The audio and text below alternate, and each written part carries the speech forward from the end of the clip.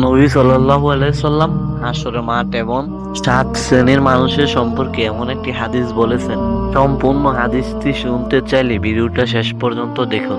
ভিডিওটা ভালো লাগলে লাইক, কমেন্ট, শেয়ার করবেন। চ্যানেলটা সাবস্ক্রাইব করে পাশে থাকবেন। নবী সাল্লাল্লাহু আলাইহি সাল্লাম বলেছেন, এমন 7 শ্রেণীর লোক আছে যাদেরকে আল্লাহ তাআলা কিয়ামতের দিন তার আরশের ছায়া দিবেন।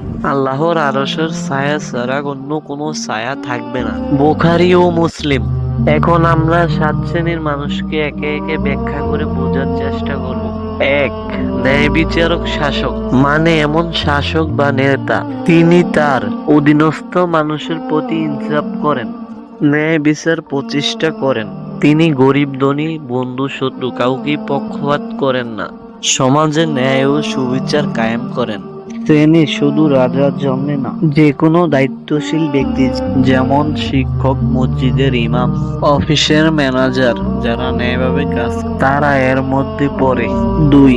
এমন তরুণ ছেলে বা মেয়ে যারা ছোট্টবেলা থেকে আল্লাহর ইবাদত, নামাজ, কোরআন তেলাওয়াত, ভালো চরিত্রে বেড়ে ওঠে। আজকের যুগে যখন তরুণেরা নানা রকম গুনাহে ডুবে, তারা গুনাহ থেকে বাঁচে এবং আল্লাহর পথে চলে, তারা খুবই সম্মানিত। তরুণ বয়সে ইবাদত করা অনেক কঠিন, কারণ শয়তান অনেক বেশি জোরে টানে। তাই যারা তখনও আল্লাহর রাস্তায় থাকে তারা আল্লাহর কাছে অনেক প্রিয়। 3. যে ব্যক্তি মসজিদের সঙ্গে অন্তরসংযুক্ত রাখে, মানে এমন মুসলিম ব্যক্তি যার মন সবসময় মসজিদের সাথে জুড়ে থাকে। সে যখন মসজিদে নামাজ পড়ে ঘরে যায়, তখন তার মন চায় আবার মসজিদে কবে আসবে। সে নিয়মিত 5 ওয়াক্ত নামাজ জামাতে পড়ে। এই ভালোবাসা শুধু নামাজ পড়ার জন্য নয়, বরং আল্লাহর ঘরের সাথে গভীর সম্পর্ক গড়ে ওঠে।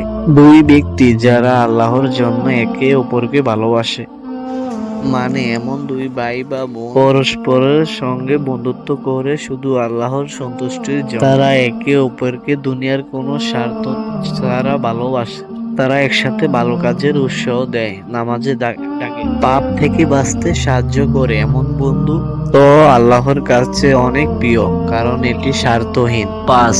যে ব্যক্তি কোনো নারীর দ্বারা পাপের দাওয়াত পেয়ে আল্লাহর ভয়ে না বলে দেয়, মানে এক ব্যক্তি যদি কোনো সুন্দরী নারী দ্বারা জিনার আহ্বান পায় কিন্তু সে বলে আমি আল্লাহকে ভয় করি, এটা খুব কঠিন পরীক্ষা। বিশেষ করে একান্ত নির্জন জায়গায় যদি এই পরিস্থিতি হয়। যার ঈমান শক্ত সেই এই পাপ থেকে বাঁচবে। এমন সাহসিকতা আল্লাহর কাছে অনেক মূল্যবান। 6. যে ব্যক্তি গোপন